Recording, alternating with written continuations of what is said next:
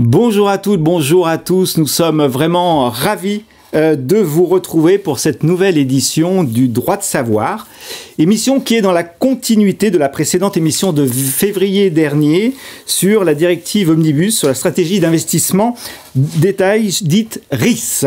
On va en parler. Nous avions alors abordé les enjeux au niveau européen et nous avions eu l'honneur d'accueillir sur le plateau pour éclairer les contextes et le contenu du débat européen Nick de Mechelk, qui nous a éclairé, qui est directeur général du BIPAR, la fédération qui regroupe 47 associations professionnelles d'intermédiaires d'assurance au sein de l'Union européenne.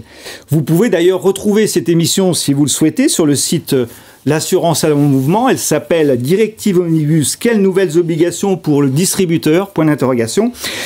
Vous pourrez aussi donc comprendre en regardant cette émission le parcours du dialogue européen sur la RIS et l'avènement de ce projet de directive ainsi que sa transposition dans l'ensemble des États membres prévus pour les années à venir. Aujourd'hui, nous allons parler des enjeux pour notre pays, pour la France. Nous allons traiter plus particulièrement du contenu de cette proposition de directive et des évolutions actuelles des négociations en cours, auxquelles participent activement l'ensemble des organisations professionnelles en France, dont France Assureurs. Nous sommes très honorés d'accueillir aujourd'hui Monsieur Stéphane Penet. Bonjour Stéphane. Bonjour. Vous êtes directeur général adjoint de France Assureurs et bien sûr Isabelle Monalafin. Bonjour Isabelle. Bonjour Jean-Luc, bonjour à tous. Vous êtes fondatrice, avocate d'Astrée Avocats. Stéphane Penet, nous sommes vraiment ravis de votre présence sur le plateau du Droit de savoir aujourd'hui, de votre participation à cette émission. Pour nos auditeurs, en quelques mots, votre mission, vos fonctions au sein de France Assureurs ? Alors, chez France Assureurs, je suis directeur général adjoint, plus spécifiquement charge des sujets de conformité juridique, distribution et attente client. Et France Assureurs, il faut le savoir, regroupe aujourd'hui, c'est la fédération de l'ensemble des assureurs et réassureurs opérant sur le marché français. Voilà. Alors, on va rentrer dans le vif du sujet. Isabelle, Stéphane. Abordons la première séquence tant attendue, le contenu pour la France, hein, on l'a dit, c'est l'objet aujourd'hui de ce projet de directive Omnibus sur la RIS, et en particulier l'intérêt pour le client, l'assuré. Isabelle, rappelez-nous quand même les principaux éléments du processus et du parcours sur ce sujet-là. Un parcours, oui, un parcours complexe, un parcours qui n'est pas terminé, on le verra. Qui n'est pas terminé. On pourrait dire un parcours de construction plus qu'un parcours de législation, parce que nous en sommes effectivement à une phase intermédiaire d'un dialogue européen qui a démarré il y a déjà au moins 4 ans, 3 ou 4 ans. Hein. Et donc ce dialogue est toujours un dialogue de place, en fait, hein, qui s'exerce dans les instances européennes. Alors vous avez la Commission, vous avez ce qu'on appelle la comitologie, hein, c'est-à-dire les lobbying, les comités, les organisations professionnelles, bien sûr, européennes, les États. Hein. Et puis, en fait, c'est dans un contexte toujours d'évaluation des textes. Hein. Et là, on évaluait à la fois la MIF. Donc la MIF, c'est une directive qui, en fait, réglemente la distribution des produits d'investissement. On évaluait aussi la directive distribution, c'est-à-dire celle qui réglemente les produits d'assurance. Et puis, indirectement, on s'est rendu compte qu'on avait des impacts un peu sur les obligations des compagnies d'assurance en matière de solvabilité 2, et puis aussi pour ce qui concerne les sociétés de gestion des fonds d'investissement alternatifs ou dédiés. Voilà. C'est pourquoi, à l'issue de ce débat, eh bien, la Commission européenne, qui a un petit peu orienté quand même son projet, avait par ailleurs lancé une consultation, la fameuse RIS, la Retail Strategy Investment. On avait dans la dernière émission, j'engage nos auditeurs à la voir, hein, parce que le parcours elle explique l'ensemble du parcours. On avait fait toute une explication, hein, des abréviations, hein, des acronymes qu'on utilise beaucoup, hein, dans ce secteur d'activité, particulièrement dans l'assurance. Donc la RIS, c'est Retail Investment Strategy, c'est effectivement la stratégie d'investissement de détail. C'est un débat global qui pose une remarque, une réflexion. Comment l'investisseur s'y retrouve-t-il et comment est-ce qu'on peut l'aider à investir davantage dans l'économie européenne. Sur cette base-là, il y a eu un peu une orientation qui était de dire ça coûte trop cher, les gens n'y comprennent rien et on souhaite d'ores et déjà poser aussi le débat de la rémunération de la chaîne de valeur. Hein. Je ne dis pas les distributeurs parce que ça concerne quand même la chaîne de valeur et pas simplement les distributeurs. À l'issue de ce débat, la directive a été écrite à l'état de projet. Hein. J'assiste auprès de nos auditeurs. Nous travaillons encore sur un projet. Et ce n'est pas la Commission qui légifère. Beaucoup de gens pensent que parce que la Commission tient la plume, elle légifère. Non, la Commission propose un texte, c'est son travail. Et puis, de nouveau, un dialogue s'instaure en ce moment. Alors depuis le 23 mai jusqu'à la date de maintenant, il y a eu un dialogue, les États, de nouveau les organisations professionnelles et le Parlement européen, avec un rapporteur au Parlement qui a, entre guillemets, pris, pas pris, les commissions. Il y a des commissions parlementaires, pour le coup, là, comme en France. Et du coup, le Parlement a pris un texte, alors amendé, pris, pas pris des amendements. Ce texte, il est publié, mais il n'est pas considéré comme officiel, au sens où il ne remplace pas le projet. Il est publié récemment, je crois. Il a été publié très récemment. Il y a quelques jours. Il y a quelques jours. Donc, mais on n'en tient pas vraiment compte, car démarre à ce stade-là ce qu'on appelle le trilogue. Voilà, donc maintenant, nous sommes dans un contexte où... Juste, c'est quoi le trilogue C'est le dialogue à trois. Voilà. Voilà. Et... le dialogue entre le Conseil, donc c'est l'exécutif de l'Europe. La Commission, c'est en fait les commissaires européens, les fonctionnaires européens qui représentent les États. Il y en a 27, il y a 27 États. Et puis le Parlement européen. Voilà. Alors, donc le Parlement européen, en revanche, a repris un texte pour dire, c'est quand même, ce sera mon texte. Donc ce sera la position du Parlement dans la négociation. Et il y a quelques avancées, quelques différences entre le projet de la Commission et le texte que le Parlement a publié. Voilà. Et du coup, là, on a une législature. On l'avait vu avec Nick. Il y a des élections qui vont avoir lieu le 9 juin, donc il va y avoir une interruption. Et à l'issue de la nouvelle législature, quand les trois partis se seront mis d'accord dans le cadre d'un consensus sur un texte, le Parlement, théoriquement, le votera. Voilà. Et puis ensuite, on aura un délai de transposition. Donc ça nous projette à quoi? C'est très long. Ce sera pas avant. On a 2 ans pour transposer une directive et elle sera probablement votée en 2025, je pense. Donc c'est 2027 l'horizon. 2027, l'horizon de transposition. On n'est jamais très rapide dans notre pays, mais on va voir qu'on a quand même déjà pas mal d'avancées chez nous. Stéphane Penet, Isabelle parlait d'un parcours du combattant, parcours d'obstacles peut-être, je ne sais pas, vous allez nous le dire. Comment France Assureur contribue à ce débat européen? Alors, nous avons un parcours propre à l'assurance, qui est d'abord de mettre les assureurs d'accord sur la façon d'appréhender ce texte. Donc ça, c'est notre travail.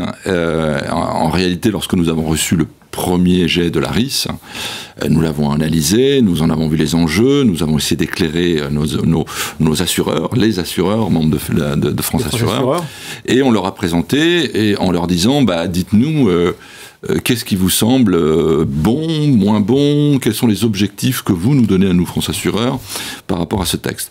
Donc ils nous ont dit, là on veut aller sur cette direction-là, ça on n'en veut pas, ça par contre c'est très bien, ça il faudrait qu'on aboutisse à cela. Et une fois munis de cette feuille de route, il y a tout ce que l'on appelle la stratégie d'influence, c'est-à-dire que France Assureur, soit via des parlementaires lorsqu'il s'agit du Parlement européen, soit auprès des membres de la Commission pour ce qui concerne les directions concernées, soit auprès du Trésor qui représente la France au sein des travaux du Conseil. On va voir tous ces gens-là. Nous avons nos représentants à Bruxelles. France Assureur a une antenne d'une douzaine de personnes à Bruxelles. Et donc, on est en permanence en contact avec eux. De temps en temps, on monte avec eux pour aller voir tel ou tel parlementaire. On fait ce que l'on appelle un travail d'information. Et on rend compte à nos adhérents, c'est-à-dire aux assureurs, au fur et à mesure de l'avancée, où est-ce qu'on en est, et là, il rectifie ou rectifie pas. Et bref, on est, comme on dirait, au taquet, derrière le camion, en permanence, pour s'assurer qu'effectivement, les principaux objectifs que nous ont donnés les assureurs sont bien atteints et que les lignes rouges ne sont pas franchies. Voilà. Alors, on peut quand même se poser la question, je ne sais pas, est-ce vraiment utile ce nouveau projet de directive, Isabelle, je ne sais pas. Mais... c'est vrai que le parcours législatif européen, pour le coup, s'appelle comme ça depuis les réformes du traité, ce sont des parcours perpétuels. On est en perpétuelle évaluation et en perpétuelle finalement refonte. Et donc, vous le voyez dans la livre anti-blanchiment, on en est à la 6e directive. Donc là, on a MIF 2, DDA, c'est après DIA, donc en réalité, on est dans la 2e. Donc, vous voyez, on évalue la 2e, on va dans la 3e. Alors, c'est vrai qu'on a l'impression qu'on est dans un perpétuel recommencement. Ce dialogue, il est nécessaire. On est une très grosse région, on peut dire, la région européenne. Il est tout à fait fructueux parce qu'il procède de certaines avancées. Mais il est vrai que les évaluations qui sont faites en général, démarre au moment du vote par le Parlement européen des directives. Alors, si on se projette sur notre texte, les évaluations ont démarré, en fait, en 2018. Et nous, en 2018, alors ça a été voté en 2016, c'est le moment où on a transposé les textes. Donc, c'est vrai qu'aujourd'hui, les évaluations qui sont faites par l'Europe, qui sont en demi-teinte, pour dire les choses, l'Europe dit, ce qu'on a fait avec DDA a eu des effets.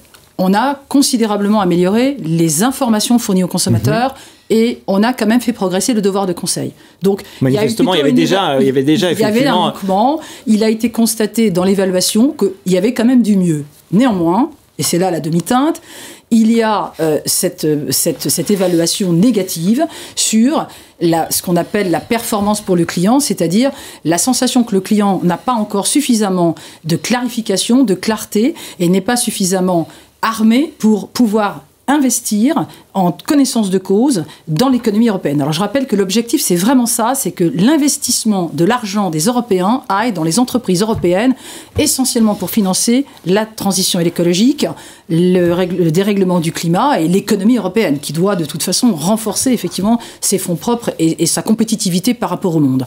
Et sur ce sujet-là, le constat n'est pas bon.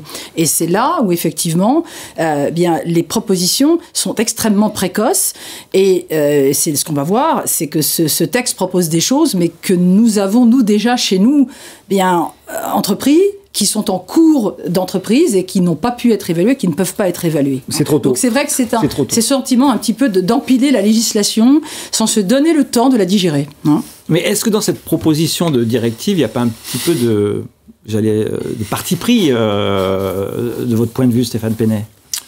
C'est un peu l'impression qu'on a eue au départ. Et en fait, la Commission était très claire dès le début, lorsqu'elle a publié son projet de directive, qui fait maintenant l'objet de toutes les discussions et de tous les amendements possibles. Elle a, dans son préambule, dit clairement que, par exemple, elle estimait que les systèmes de rémunération des distributeurs d'assurance, et plus précisément d'assurance vie, étaient porteur de conflits d'intérêts dès lors que ce système de rémunération était basé sur la commission. La commission que l'on connaît, 80% ou 90% de nos distributeurs d'assurance sont payés en commission. Or, d'ores et déjà, partir de ce principe-là, dans une directive qui allait toucher à un point fondamental, qui est celui de la distribution d'assurance, c'était déjà effectivement un parti pris qui, de notre côté, était totalement faux. C'est-à-dire que nous estimons, au contraire, que le commissionnement d'un distributeur est une façon d'assurer un service et un conseil à tous. Et d'ailleurs, les exemples ont montré dans d'autres pays, par exemple aux Pays-Bas, qui ont supprimé ce système de commissionnement, qu'à partir du moment où c'est l'assuré lui-même qui paye un distributeur en honoraire, eh bien beaucoup, finalement, n'ont pas les moyens de se payer un conseil, et du coup, achètent des produits d'assurance sans conseil. Or ça, pour nous, c'est la pire des choses. Nous estimons que le conseil est indispensable dès lors qu'on veut souscrire un contrat d'assurance. D'ailleurs, le législateur français oblige un distributeur d'avoir un devoir de conseil, mais c'est indispensable. Donc, vous voyez, quand on a comme ça un texte qui part d'un présupposé sur lequel nous, on n'est pas d'accord dès le départ, effectivement, ça nous laisse présager un texte qui ne va pas aller tout à fait dans le bon sens.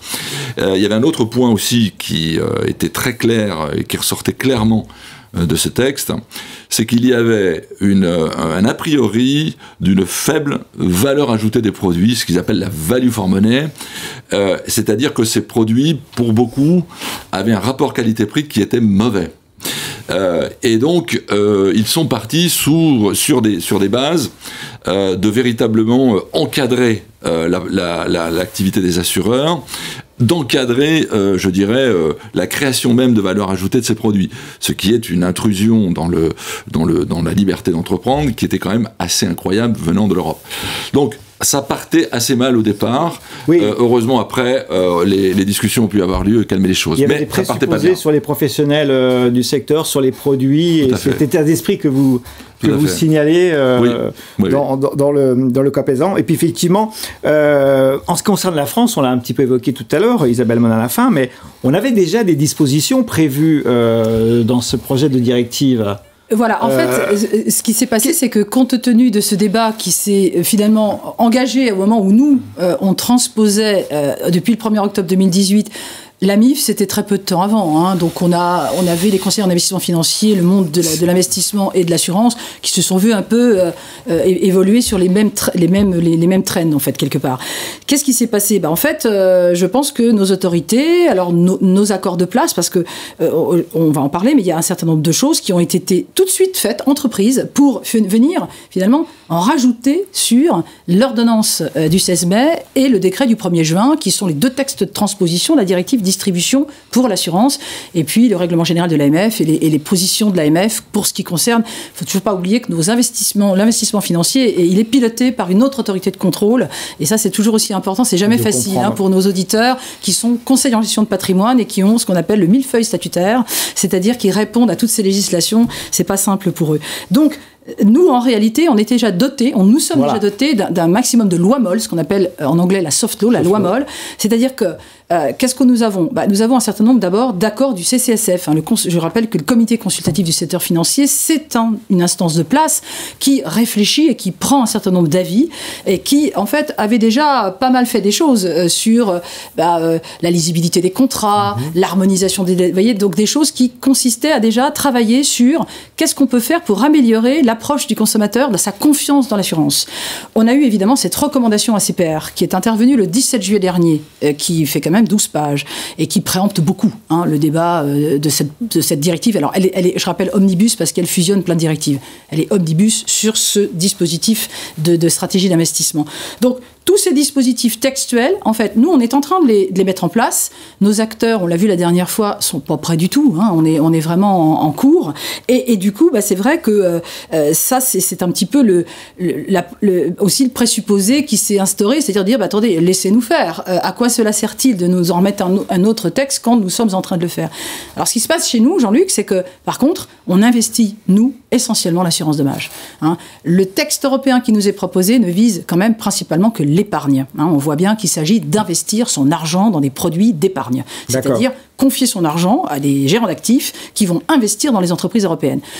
Nous, on a immédiatement dévié, je l'avais annoncé depuis plusieurs années, parce qu'on a eu des vigies, comme le médiateur de l'assurance, comme les associations de consommateurs, comme les DDPP, comme la CPR, qui ont effectivement mis en avant ce concept de value for money en le transposant sur ce qu'on peut acheter, pourrait dire la performance client, la value for client, c'est-à-dire la capacité de considérer, y compris dans un produit dommage, est-ce que j'en ai pour mon argent ? Est-ce que ce que je paye à mon assureur en termes de garantie, je le retrouve dans la capacité à pouvoir être indemnisé en cas de sinistre. Et c'est ce que l'on constate, la pré-transposition de ces textes dans notre pays actuellement, elle s'effectue principalement sur l'affinitaire et sur l'assurance de dommages.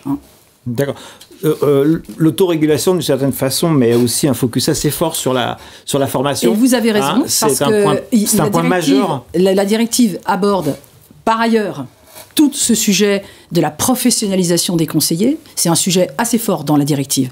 Or, en France, nous venons de mettre en place un dispositif d'autorégulation des courtiers. Alors, si on résume, on a les agents généraux, ils sont complètement pilotés par leur mandante. Ils ont des dispositifs de formation, Stéphane parlera, sont très forts. Ouais. On a effectivement les professionnels courtiers qui, eux, on avait estimé à ce moment-là, et on l'a estimé au moment de la traduction de la DDA justement, que on n'avait pas de visibilité sur la façon dont on pouvait les accompagner. D'où ce dispositif d'autorégulation, vous savez, qui était compliqué, avec un grand cours devant le Conseil constitutionnel. Mais nous sommes maintenant, j'allais dire, en ordre de marche. Les associations professionnelles, ça y est, ça fait 1 an, elles ont pris leur marque, elles ont réussi à mettre en place des dispositifs, et on ne peut pas évaluer aujourd'hui la performance, mais probablement elle est là, c'est-à-dire que la sensibilisation des acteurs à la nécessité de se former à faire les 15 heures qui n'étaient pas faites, on ne va pas se mentir, sur ce plateau, elles n'étaient pas faites avant. Eh bien, c'est aussi une manière d'anticiper ce débat sur la directive qui, fort heureusement, ne retient pas le dispositif de certification, ce qui était proposé au départ, mais va quand même probablement inciter les États membres à être beaucoup plus vigilants sur la qualité et la montée en compétence de nos conseillers. Je rebondis un petit peu sur ce que vous disiez, Isabelle, sur la formation. Stéphane, c'est vraiment un point clé, c'est une nécessité absolue. Oui, je dirais que c'est un des points positifs de cette directive, en tout cas, il y en a quand même quelques-uns. Il y a par exemple, c'est un point important, le fait que cette directive prévoit désormais que les documents précontractuels puissent être digitalisés. Ça, c'est important, parce que jusqu'ici, la digitalisation était l'exception, alors que désormais, elle est le système de transmission par défaut, et ça facilite beaucoup les parcours clients. Et puis, il y a toute cette question sur la formation. À partir du moment où nous avons toujours été, France Assureur en tout cas, d'ardents défenseurs du devoir de conseil, il est évident que ce devoir de conseil doit être de qualité.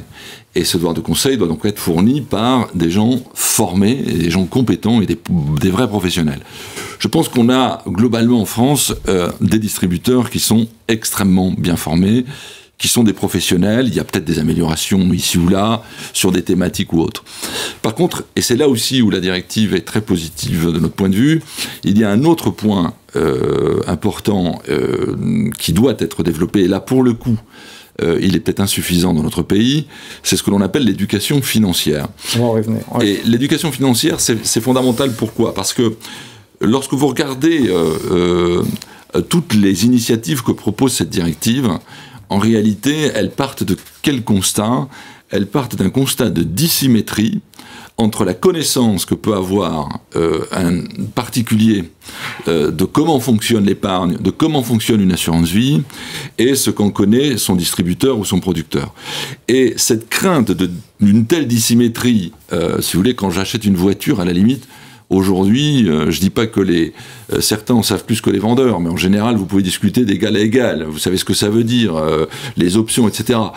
Quand vous parlez avec enfin en tout cas quand la majorité des Français est en face d'un intermédiaire d'assurance vie, par exemple, il est vrai qu'il est beaucoup moins à l'aise pour pouvoir discuter avec lui des options. D'où cette méfiance de la Commission qui dit attention, attention, cette dissymétrie va entraîner les intermédiaires à aller vendre aux clients ce qui n'est pas forcément le mieux pour lui. On pourra en reparler de ça, parce qu'on a déjà beaucoup d'éléments qui nous permettent de surveiller cela et de s'assurer qu'effectivement, on est bien sur le bon produit. Mais néanmoins, on résoudrait beaucoup de sujets si on augmentait la connaissance moyenne des Français, d'une manière générale, sur les fonctionnements de l'épargne et de l'assurance vie en particulier.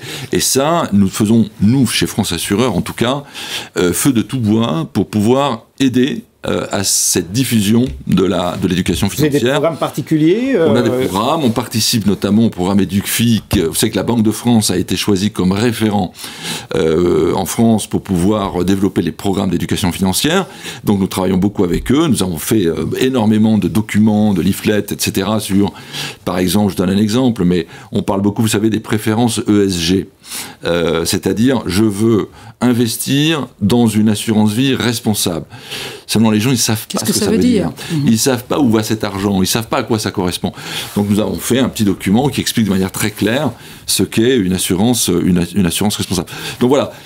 Ça, il faut effectivement énormément le développer. Et là, la RIS insiste beaucoup sur cette question. Et pour le coup, nous sommes tout à fait en phase sur ce point. C'est un point très positif de renforcer cette éducation financière, en fait, du client. Du client, et vous savez que ces programmes vont jusqu'à l'école, puisque EducFi, c'est dans les collèges, la FBF, donc les banquiers font « j'invite un banquier dans ma classe », donc c'est l'idée aussi de donner aux Français et aux citoyens européens les clés de lecture, je dirais, de l'économie pour les nuls. On est un peu au fond de la classe, nous, les Français, non ? On est, alors, côté radiateur, non. A priori, non. Nous avons eu des statistiques et les Français ne sont pas, j'allais dire, de mauvais élèves, pas plus que les autres. Mais ils ont besoin de rehausser quand même leur niveau de connaissance sur les sujets de c'est global en Europe. Mais c'est global en Europe. En fait, je pensais moi aussi, Jean-Luc, et il y a je ne sais plus quel organisme, mais je crois que c'est la Banque de France qui publie ce genre de statistiques. Et en réalité, non, on n'est pas si mauvais que cela. Mais oui, il y a une prise de conscience que dès le plus jeune âge, il est important d'alerter les jeunes d'abord au budget, mais aussi au fait que le financement de l'économie, c'est pas une vue de l'esprit. Hein. On a besoin de l'argent des citoyens pour investir dans les entreprises. Et il faut qu'ils le comprennent. Il faut qu'ils le comprennent également.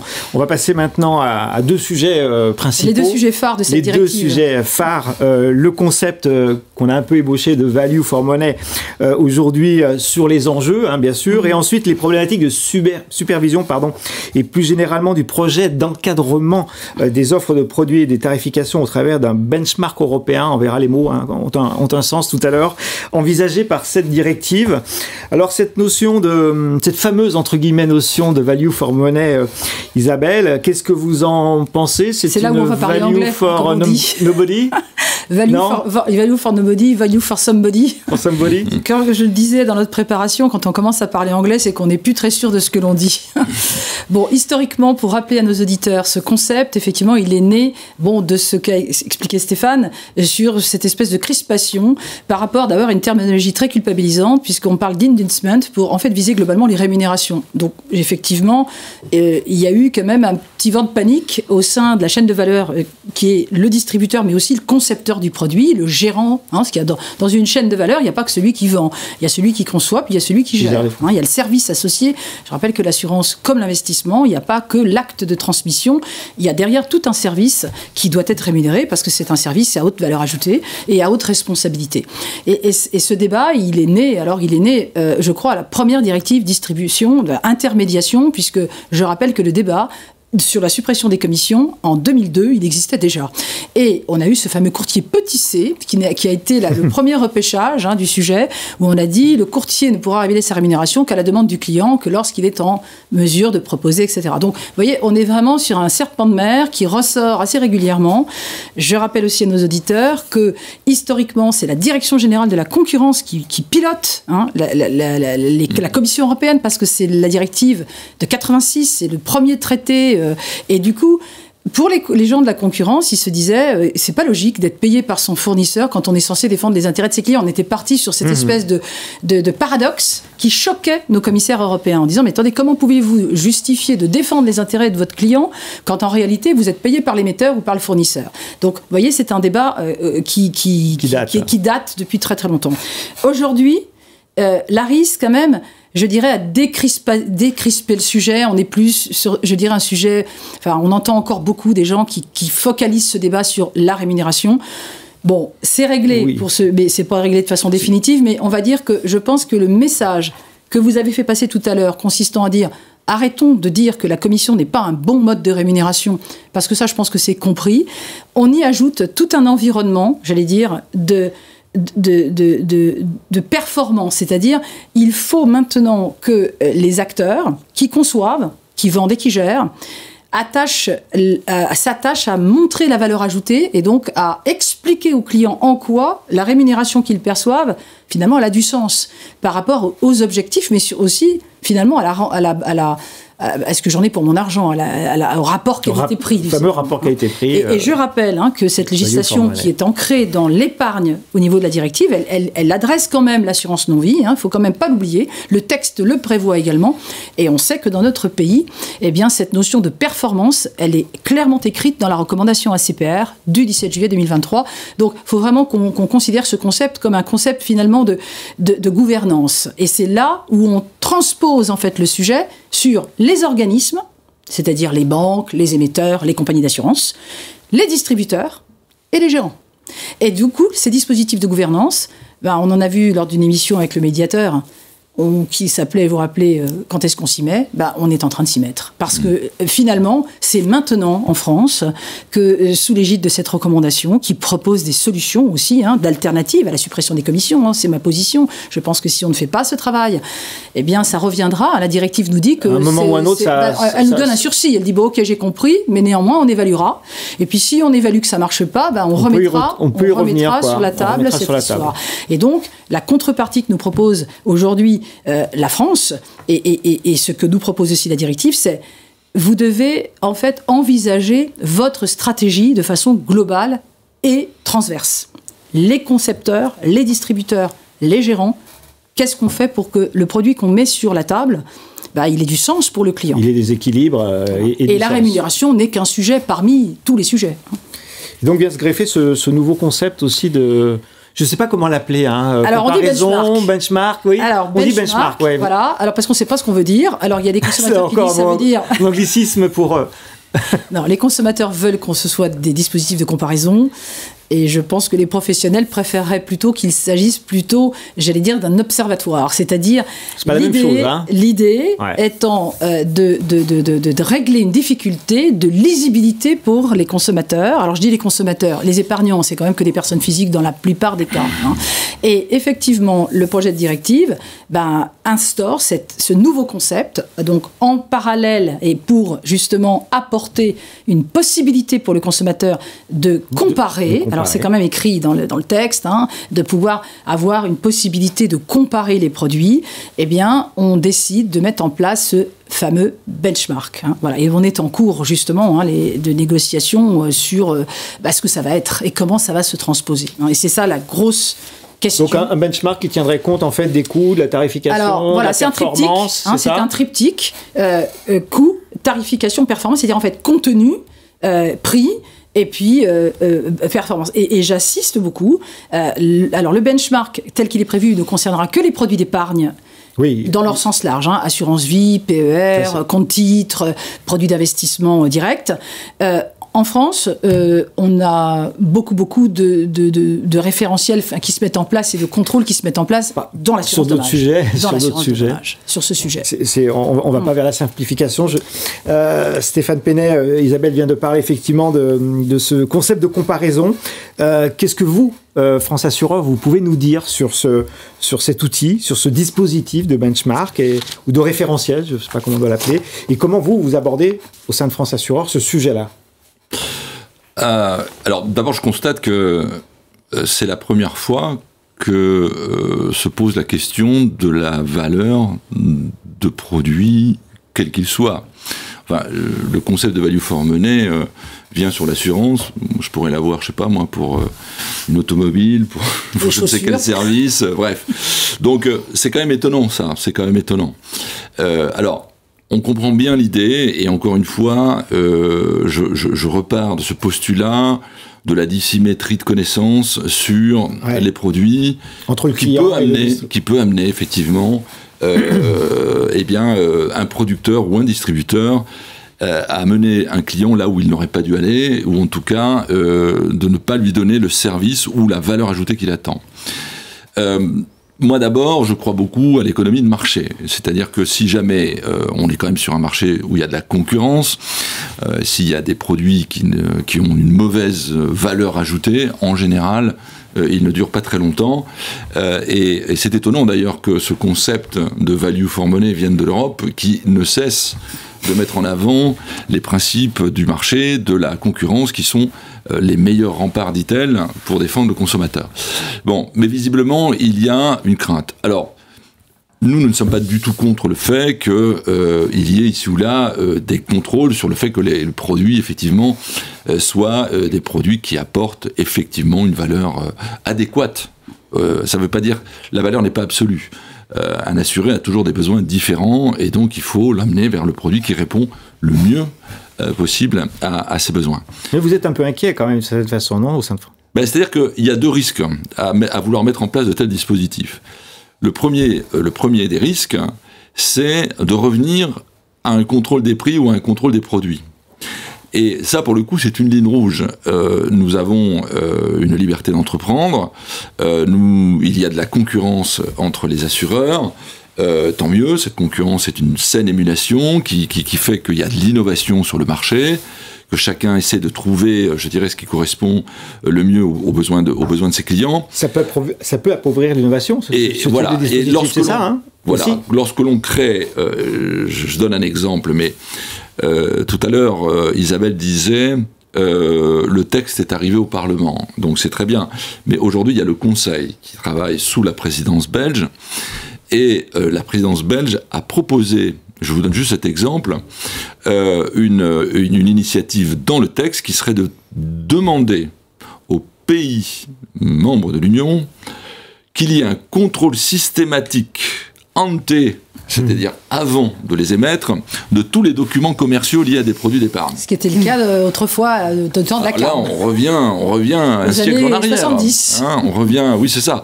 Donc, voilà, ça c'est une des limites que nous ne voulons absolument pas que le texte franchisse, et nous sommes très attentifs à cela. Il y a une deuxième conséquence négative si jamais on va trop loin dans ce genre de contrôle, c'est que ça va niveler les produits par le bas. Ah. C'est-à-dire que finalement, on va considérer que la value for money, c'est juste un problème de prix, et donc on va essayer de faire en sorte d'avoir des produits plus simples, moins chers, et donc tout niveler par le bas. Or, je rappelle quand même que le marché français de l'assurance vie est le premier marché d'assurance en Europe.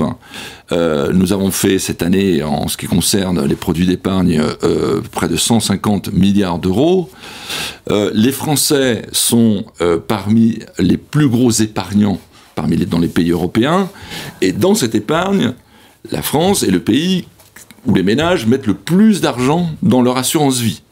Sur l'épargne globale financière des Français, 42% de cette épargne va sur l'assurance vie, alors que le premier pays derrière nous, c'est l'Allemagne, qui est à 32%. Donc on est vraiment au-dessus, on a un marché extrêmement mature. Donc il ne faudrait pas qu'une directive venant, je dirais, s'interroger sur des questions qui n'ont pour beaucoup pas lieu, viennent casser cette dynamique de marché qui existe aujourd'hui dans notre pays.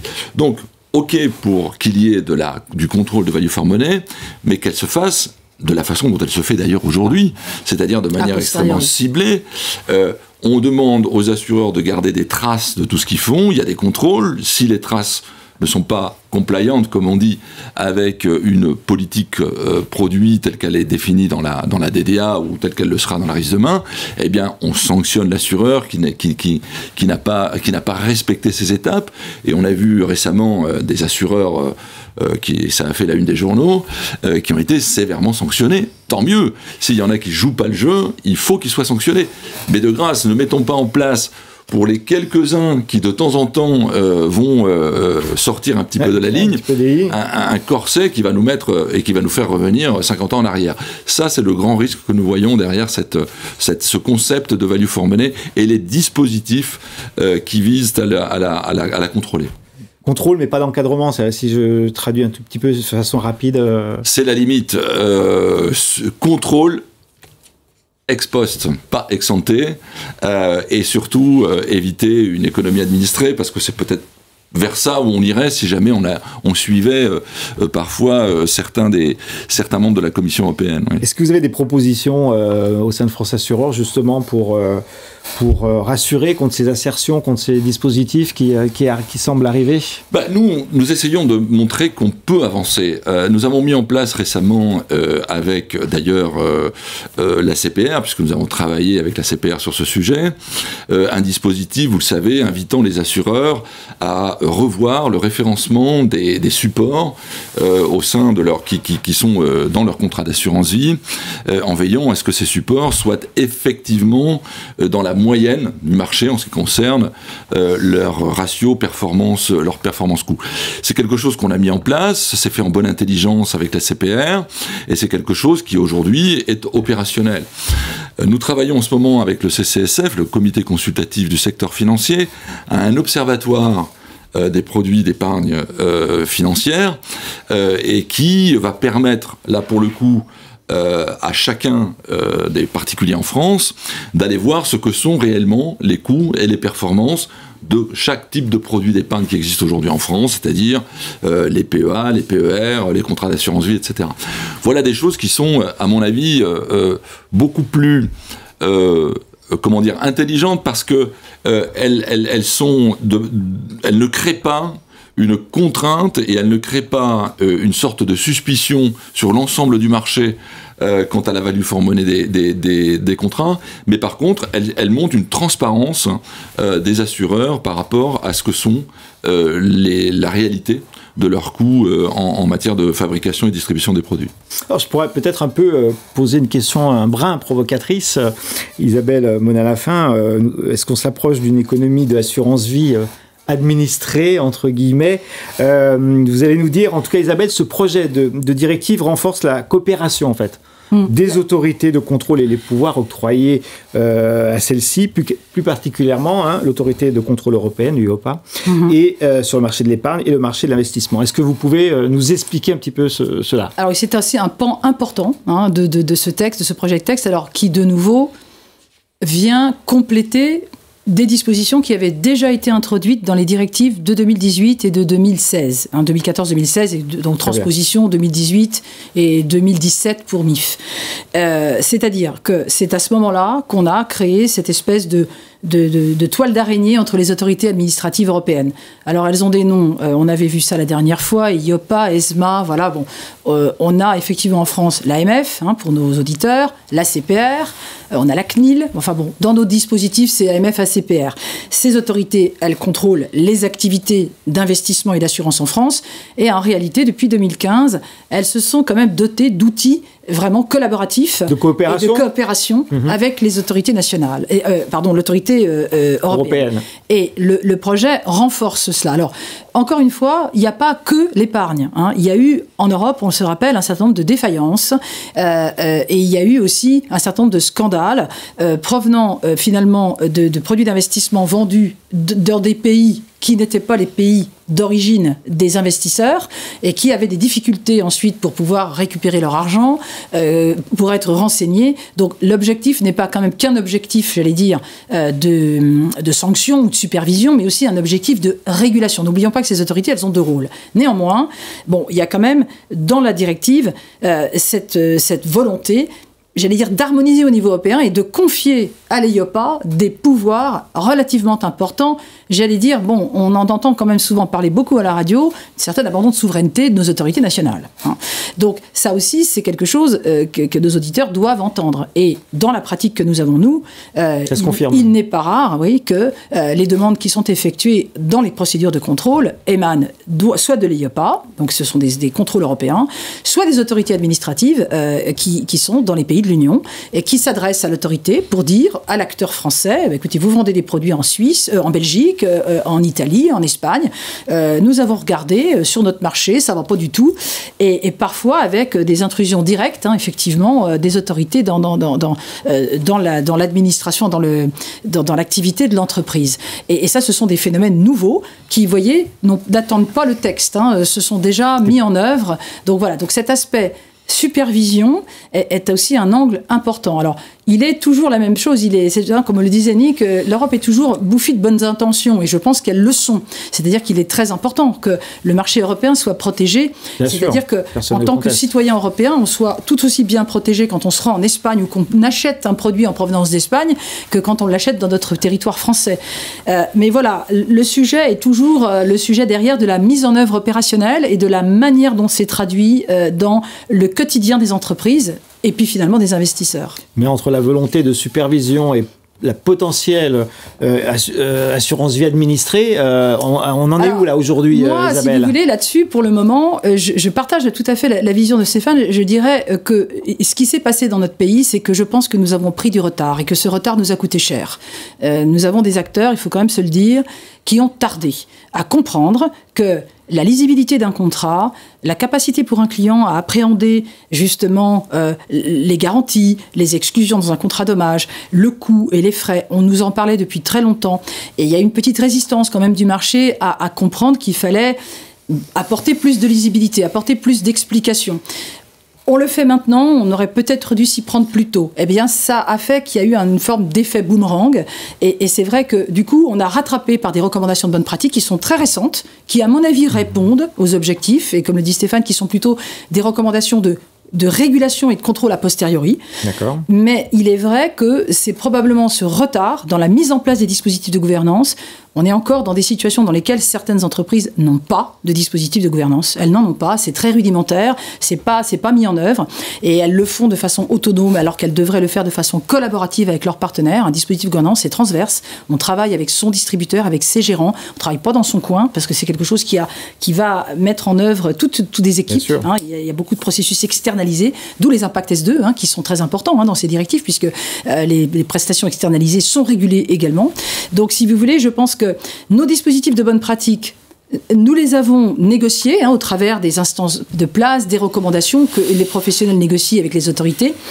Mais néanmoins, on a une Europe qui se presse parce qu'il y a quand même un poids, il faut se le dire aussi, des consommateurs extrêmement puissants dans ces instances, et que les associations de consommateurs sont extrêmement moteurs pour obtenir ce qu'elles attendent, c'est-à-dire, je pense, effectivement, des produits lisibles, donc ce qui est l'écueil éventuel de la standardisation du côté un peu low cost, en fait, puisque il y a beaucoup de choses qu'on peut comparer, mais il y a beaucoup de choses aussi qu'on ne peut pas comparer parce que ça dépend du service, ça dépend de la proximité, ça dépend. Je veux dire, il est quand même assez difficile de comparer une Ferrari avec une Dacia. Ce sont deux voitures, elles roulent, mais enfin, si vous commencez à dire, il y en a une qui est beaucoup trop chère et l'autre qui est beaucoup... Et c'est pas du tout les mêmes services. Pas les mêmes produits, donc, pas les mêmes services. Ce ne sont pas les mêmes services, d'où la différence de prix. Stéphane Penet, vous voulez réagir peut-être sur cette éventuelle économie d'assurance vie administrée ?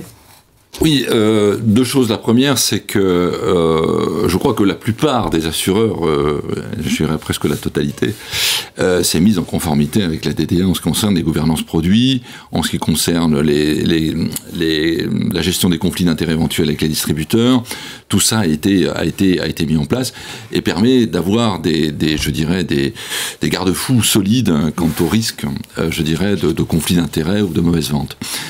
Sur la supervision, je crois qu'il ne faut pas mettre la charrue avant les bœufs. Et c'est un petit peu ce qui se passe aujourd'hui, c'est-à-dire que l'Europe a envie de faire une sorte de supervision européenne de marché, des marchés européens, par exemple sur l'assurance vie. Mais quand vous regardez pays par pays, la fiscalité est différente d'un pays à l'autre. Les systèmes de retraite sont différents d'un pays à l'autre, les systèmes de sécurité sociale, les systèmes de succession, etc. Donc forcément, les motifs d'épargne d'un Hollandais, d'un Anglais ou d'un Français ne sont pas les mêmes. Les produits ne sont pas les mêmes. Donc vouloir faire une supervision générale alors qu'on n'a pas encore des marchés qui sont harmonisés et suffisamment harmonisés pour que, je dirais, les comportements d'épargne soient les mêmes, c'est mettre la charrue avant les bœufs. Donc nous militons beaucoup pour une supervision nationale, parce que c'est au niveau national que, je dirais, les besoins sont très différents d'un pays à l'autre, et que c'est le superviseur national qui connaît le mieux le marché local, et se dire, je vais mettre en place une supervision européenne, comme ça, je vais harmoniser le marché européen. Ben non, c'est pas comme ça que ça va se passer. Il faut commencer par le début. C'est en harmonisant les fiscalités que finalement on pourra harmoniser effectivement les besoins en épargne et donc les marchés de l'assurance. Mais on en est loin pour l'instant. Donc c'est pour ça que on est très méfiant sur les velléités de l'EIOPA, qui est le superviseur européen, de vouloir tout superviser à partir de Bruxelles, l'ensemble des marchés européens. Ça ne nous paraît pas une bonne solution pour l'instant. On va parler un petit peu des perspectives. On l'a un peu évoqué en début d'émission, mais pour ceux qui nous ont rejoints en cours, c'est quoi les perspectives pour ce texte aujourd'hui, Stéphane ou Isabelle ? Isabelle, peut-être Perspectives à venir en termes de chronologie, de temps ? Là, le vote sera certainement en début d'année, enfin, je pense plutôt 2025, parce que ça m'étonnerait qu'on puisse le soumettre au Parlement. Enfin, en fait, il y a une volonté du Parlement d'aller vite. La volonté de l'Europe, c'est d'aller vite sur ce texte.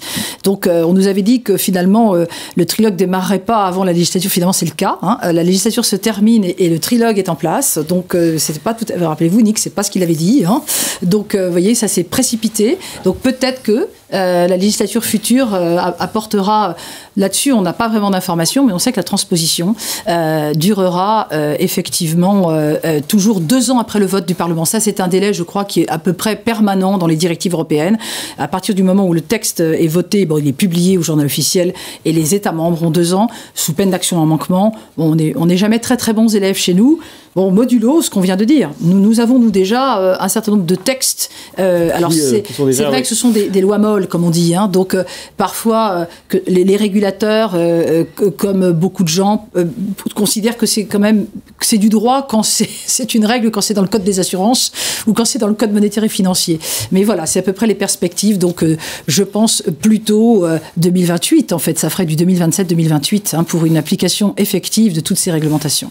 Alors, on approche de la conclusion de cette émission du droit de savoir. On va faire une petite annonce tout à l'heure dans quelques minutes, mais avant cela, on doit quand même se reposer la question pour conclure, Madame, Monsieur, sur cette question centrale de cette émission.